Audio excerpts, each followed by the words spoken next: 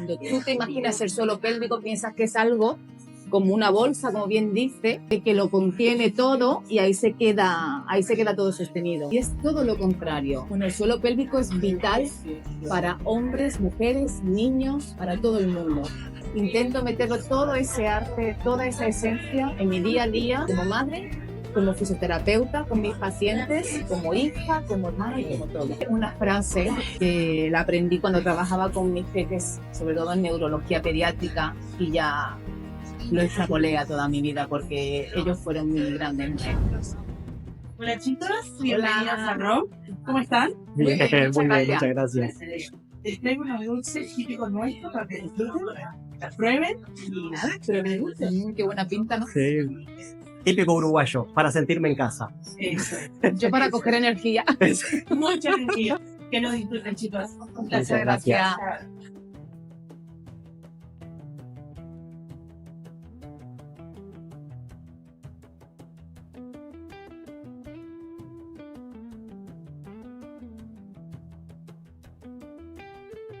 Con chinchín. Sí, chinchín. lo que iba a decir. Qué rico, por favor. Ay, por favor. Así vale la pena comer dulce. Pero es muy suave. O sea, está muy rico, muy... ¡Oh, qué rico! Si tengo que sacar los cálculos de la comba, estos son 5.000 saltos. No, Yo creo que no hay que contar y disfrutar. yo estoy de acuerdo contigo. No te puedes limitar tanto. Es lo que te he dicho, no límites. Pero todo en su justa medida. Siempre hay un equilibrio para todo. Es algo que yo opino. Cada vez que grabamos salen cosas nuevas. Entonces, pasando en limpio, ¿a qué te has dedicado? ¿O qué estás especializado? O digamos, ¿qué has estudiado? Especializaciones fuertes, ¿no? No sé si es cronológico o no. Estoy especializada en fisioterapia pediátrica, neurología pediátrica y pediátrica, suelo pélvico. Estoy especializada en artes escénicas de la danza y de la música. Y estoy especializada también en un concepto de movimiento enfocado a la terapia que se llama flow motion. Todo es más cositas, satélites. Sí, pero como además lo veo como ciencia, arte y todo mezclado con experiencia de vida. Pero mi tendencia es el arte. Yo intento inculcar, intento meter en mi día a día la creación. No es la creación por mi experiencia. Intento meterlo todo ese arte, toda esa esencia en mi día a día, tanto como madre, como fisioterapeuta, con mis pacientes, como hija, como hermana y como todo. Porque una cosa, la creación es autoestima y hoy en día Se trabaja. Bueno, Ari, muchísimas gracias por estar acá. La verdad que me hacía mucha ilusión tener esta charla contigo. No solamente como especialista fisioterapeuta de suelo pélvico, sino en todas tus facetas. Porque la verdad la vida es eso. Cómo esa especialidad repercute, interactúa y cómo lo vemos en distintas facetas del día a día. Porque en realidad no solo vamos a atarnos a la clínica solos, sino en aspectos como madre, en tus hobbies, en el día a día. A mí me gustaría empezar la charla con el concepto que muy poca gente maneja y que yo creo que tampoco, que tengo el concepto del suelo pélvico muy básico, que yo veo como que sería una bolsa que sostiene los órganos, pero estoy muy errado. Bueno, en primer lugar, gracias por invitarme. Y en segundo lugar, sí. Estamos un poquito errados, porque es verdad que el concepto que hay a día de hoy, cuando tú te imaginas el suelo pélvico, piensas que es algo como una bolsa, como bien dice, que lo contiene todo y ahí se queda todo sostenido. Y es todo lo contrario. El suelo pélvico o los músculos del suelo pélvico es un puente hacia arriba, que lo que hace es varias cosas, entre ellas contener y darle estructura a las caderas, a la pelvis y a los órganos que tenemos dentro de la pelvis. Vale. Y te pregunto, ¿cómo fue que terminaste especializándote en algo tan, digamos, para mí o para el común de las personas, raro? ¿Cómo fue que llegaste a especializarte en suelo pélvico? Pues mira, mi primera especialización no fue esa. Mi primera especialización fue en fisioterapia pediátrica. Yo empecé a trabajar, y sigo trabajando en la fisioterapia pediátrica. Y bueno, ese contacto con la pediatría y con los bebés, inherentemente, tienes también contacto con sus papás y con su mamá en el posparto. A lo largo de los años, ellas me contaban sus problemas, me contaban pues todas las dificultades que tenían después de ese parto, cómo había sido su parto, que había sido más o menos traumático. Y en mí empezó a nacer una necesidad incipiente de ya no solamente ayudar a ese bebé, sino también ayudar a esa mamá, porque yo veía, y en mi experiencia de tantos años, veía que los pasaban muy mal, que no estaban bien. Y a partir de ahí comencé mis estudios y mi formación en suelo pélvico. Claro. Y a partir de ver eso, para las personas, sea hombre o mujer, en el día a día, ¿de qué nos sirve saber cómo está nuestro suelo pélvico? ¿Sabe lo que digo? Como, ¿qué información nos da? Porque mucha gente desconoce, es más, yo desconozco en qué estado está mi suelo pélvico. ¿Cómo sabríamos leer nuestra situación? Bueno, el suelo pélvico es vital para hombres, mujeres, niños, para todo el mundo. Es vital porque es la base por donde termina nuestra falda, nuestra columna. Entonces, donde amortigua todo y es, sin saberlo, donde hay más lesiones. Aspectos que tenemos que tener en cuenta de ver que no funciona bien.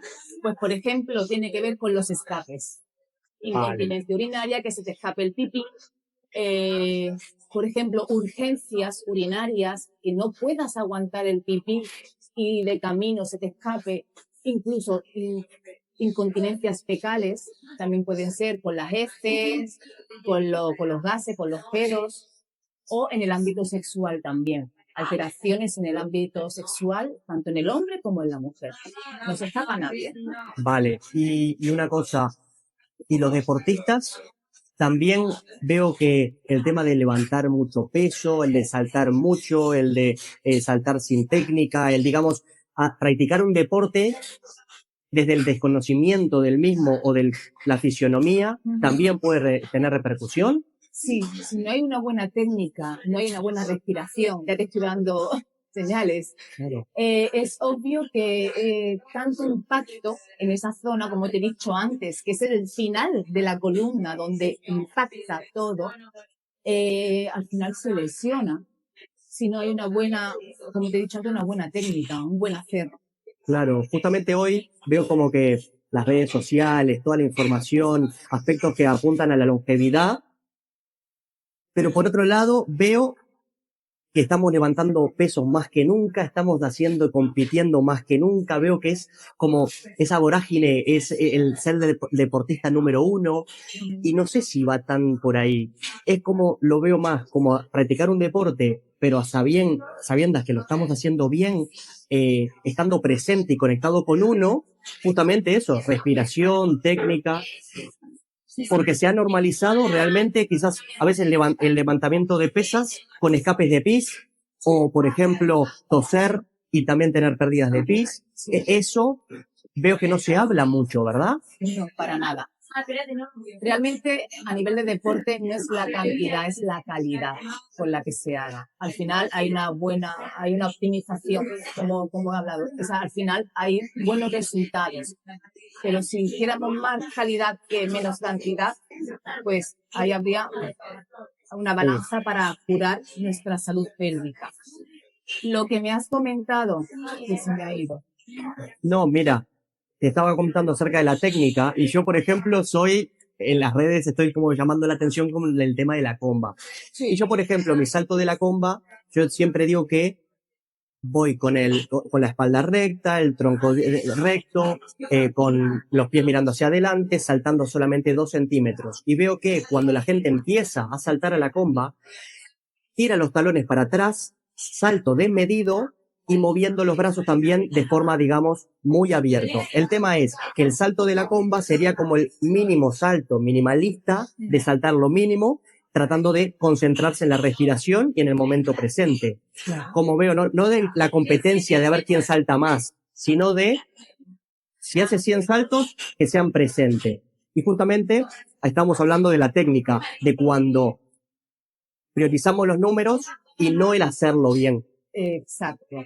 Porque, por ejemplo, la técnica de la comba, aunque sean saltos pequeños, pero son movimientos repetitivos de impacto. Entonces, el control en ese tipo de disciplina es vital.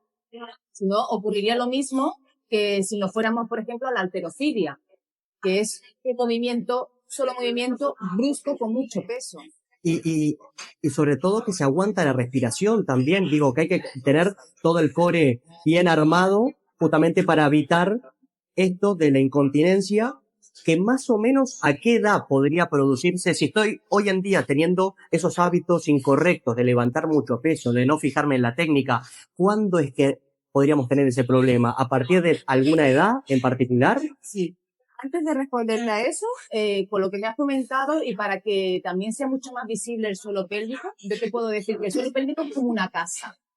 Los cimientos de la casa son la musculatura del suelo pélvico. El techo es el diafragma, la respiración. Y las paredes es la pared del abdomen, los músculos abdominales y los músculos lumbares.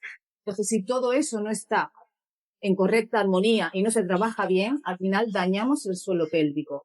La edad en la que se puede dañar ese suelo pélvico muchas veces es indiferente. Es obvio que conforme va pasando la edad, sí, el tejido no es el mismo, se va debilitando y es normal que se pueda lesionar antes. Claro, más que se va debilitando y es que el cuerpo es sabio y descarta lo que no usa.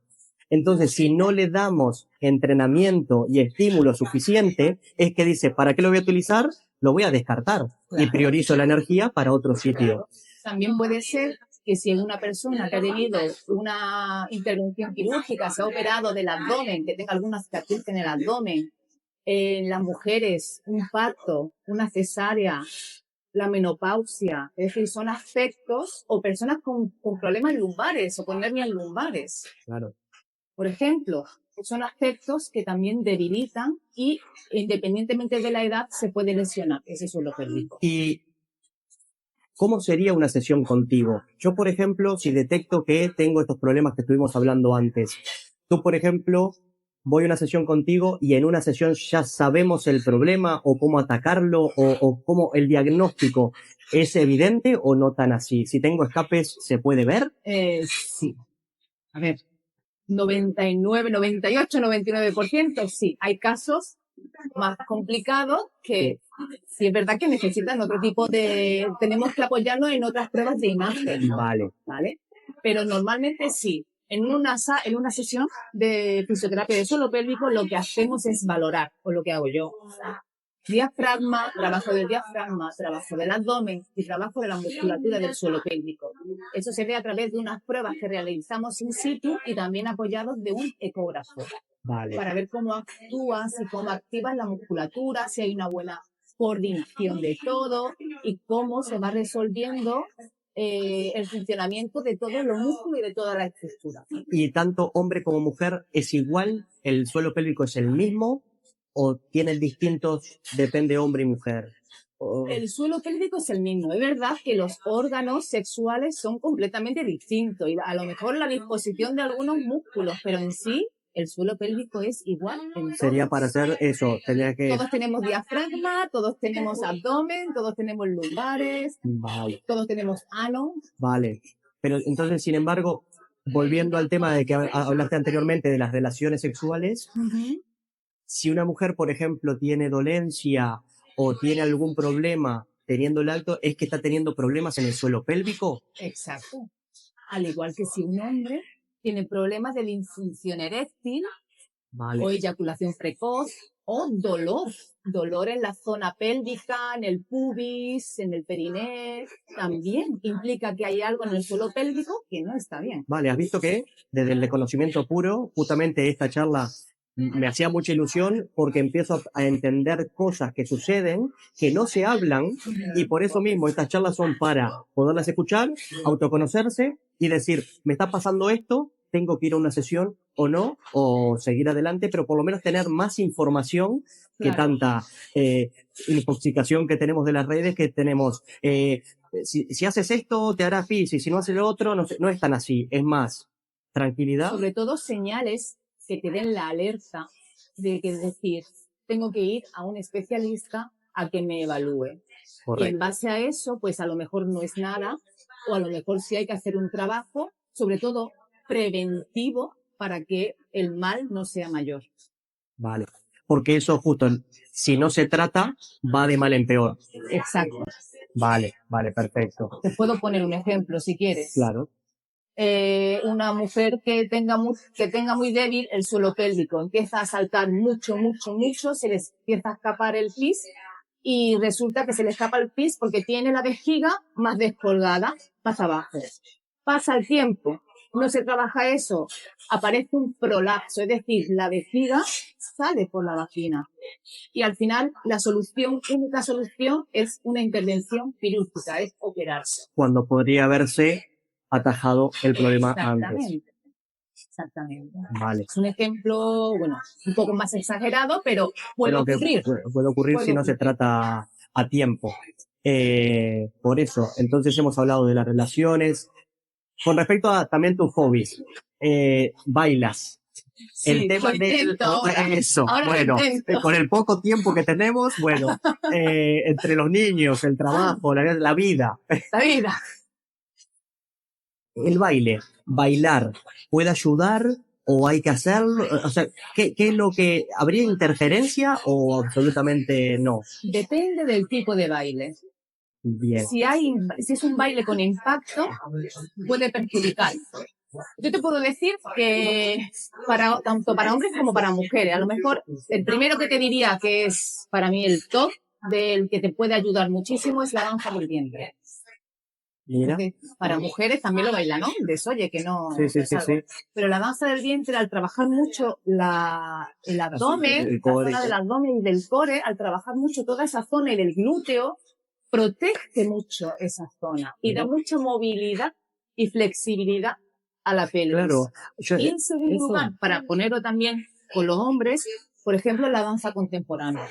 Porque aunque haya saltos, ese salto más cuidados. Es más cuidadoso, la caída es rodando siempre, hay mucho suelo y ayuda muchísimo porque hay mucho control de la respiración y funciona muy bien. Vale, yo lo que veo que eso, generalmente los hobbies, si podemos tener hobbies que mejoren nuestro cuerpo, es un ganar o ganar, porque en realidad eso, tenemos un baile, por ejemplo, yo, digamos, hago una rutina de 30 minutos de fuerza, 20 de cardio y 10 de movilidad. Y en esos 10 minutos hago 10 minutos de cuadrupedia. Justamente porque en algunos pensamientos que tengo, un poco quizás locos, es, los bebés empiezan dando vueltas, luego se ponen a gatear, luego nos presionan a que empiece a caminar. Y es que sentimos la presión social de que los niños empiecen a caminar antes, pero nadie te pregunta a ti si estás volviendo a los movimientos que hiciste previo a caminar. Entonces lo que yo dije en mi cabeza es, si el bebé rota, levanta la cabeza, empieza a gatear y empieza a caminar, y la gente te presiona, ¿por qué después, cuando vamos creciendo, la gente no te dice, oye, mira que has dejado de lado el core, ¿por qué no haces algún movimiento en el suelo? Y eso es lo interesante de tratar de hacer al cuerpo, ponerle al cuerpo muchos estímulos para que no baje los brazos. Totalmente, pero eso tiene su explicación. Si quieres te lo cuento. Sí, claro. A ver, vivimos, como hemos dicho antes, la vida en una vorágine de cosas, de deberes, de tengo que. Al final automatizamos mucho los movimientos. Es decir, si vas a coger un plato, al principio tu mente, tu cabeza sabe que tiene que trabajar ciertos músculos para que cojas el plato correctamente. Cuando lo coges 10.400 veces, encima el niño está llorando o estás pensando que te tienes que ir a trabajar, el cerebro empieza a desconectar ciertas neuronas porque está pensando en otra cosa y empiezas a trabajar menos músculos. Por eso nos olvidamos del core, por eso nos olvidamos. Para optimizar. Exacto. Entonces al final hacemos un movimiento de poca calidad. Entonces el multitasking va todo a lo contrario a lo que estamos hablando, que en realidad tendríamos que hacer una tarea centrada, bien pensada, siendo consciente, claro. Por eso es bueno recordar y hacer movimientos fuera parte del ejercicio que estamos haciendo para que nuestro cerebro sepa que tiene que respirar mejor, tiene que activar el abdomen mejor, tiene que contraer suelo pélvico mejor, tiene que mantenerse en una postura determinada y recordárselo, Claro. porque se nos olvida en el día a día que tenemos. Totalmente. Luego, hablando de esta vorágine, la vida que va rapidísimo, el tema niños, el tema embarazo y parto. El suelo pélvico hay que diagnosticarlo durante el embarazo, en un parto. ¿Cómo es, digamos, la evolución del suelo pélvico en la mujer en esa etapa tan crucial, ¿no? Pues mira, se consideran eventos traumáticos para el suelo pélvico. Uno de los 3 eventos más llamativos son el embarazo, el parto y la menopausia. Embarazo y parto van juntos, es decir, que ahí ya hay un sufrimiento, un posible sufrimiento del suelo pélvico. Entonces siempre se recomienda que una vez que pase el primer trimestre de embarazo, vayas a una fisioterapeuta especializada en suelo pélvico para que revise cómo está trabajando tu suelo pélvico, cómo de competente y de firme es, cómo está tu abdomen, si está comenzando una diástasis o no, y si es necesario ya empezar a trabajar con ese abdomen, con esa vagina y con ese suelo pélvico para prepararlo de cara al parto. Vale. Igualmente en el posparto, obvio. ¿Vale? Porque justamente es un evento no traumático de muchos movimientos de todo, porque hasta los órganos se mueven del lugar y todo. Es un bebé, estás criando un bebé dentro de ti. Y aumenta el peso, aumenta una hormona que se llama relaxina que hace que el músculo sea más flexible y eso está bien para que el bebé crezca, pero está mal para ti porque te puedes dañar sin darte cuenta. Vale. Por lo tanto, si has estado embarazada y tienes un parto, deberías acudir a un especialista en suelo pélvico. ¿Tú recomendarías 100%? 100%. Es que es necesario. Lo mismo sales como una rosa y no Claro, pasa nada, pero eso no es complicado, sobre todo cuando es un parto complicado. Lo ideal es hacerte una revisión. Igual que después de un parto tienes una revisión con la matrona y una revisión con la ginecóloga o el ginecólogo, también deberías de tener una revisión con un especialista en suelo pélvico. Claro.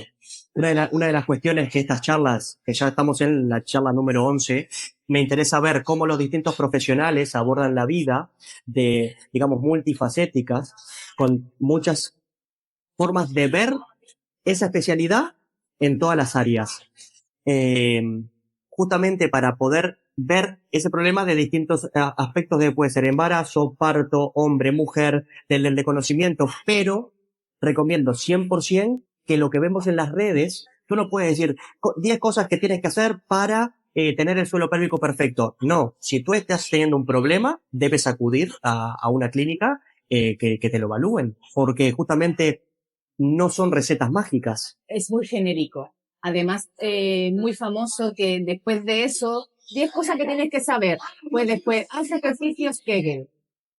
Pero bueno, a lo mejor esa persona no necesita esos ejercicios, a lo mejor esa persona no sabe cómo realizarlo. De hecho, nadie sabemos cómo realizar esos ejercicios hasta que te lo enseñan o te hacen ¿Y lo ves? consciente.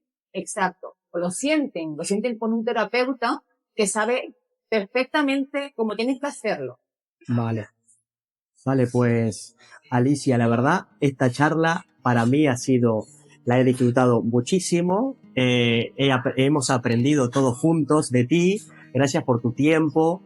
Y para cerrar la entrevista, la charla contigo, yo te cuento que tengo una comba especial donde cada uno de los invitados me han dejado una cuenta de madera con una frase, una palabra, algo especial que representan, digamos, sus valores, su día a día, y que fluye de manera inconsciente en nosotros el decir una frase, una palabra que te haya llamado la atención, como por ejemplo, me han puesto palabra familia, autocuidado, disciplina, movimiento, entrenamiento, humildad, esencia, solo hazlo, déjate de palabras, sino que ponte a ello.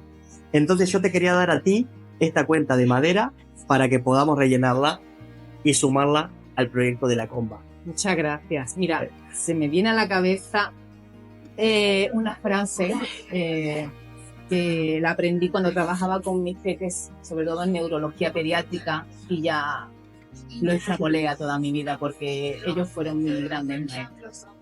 Y es que hay un póster en el que se dice que la abeja, aerodinámicamente hablando, no está preparada para volar. Sin embargo, ella no lo sabe y vuela.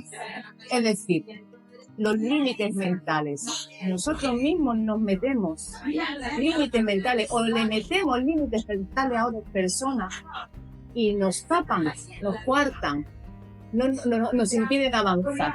Entonces, el no límites.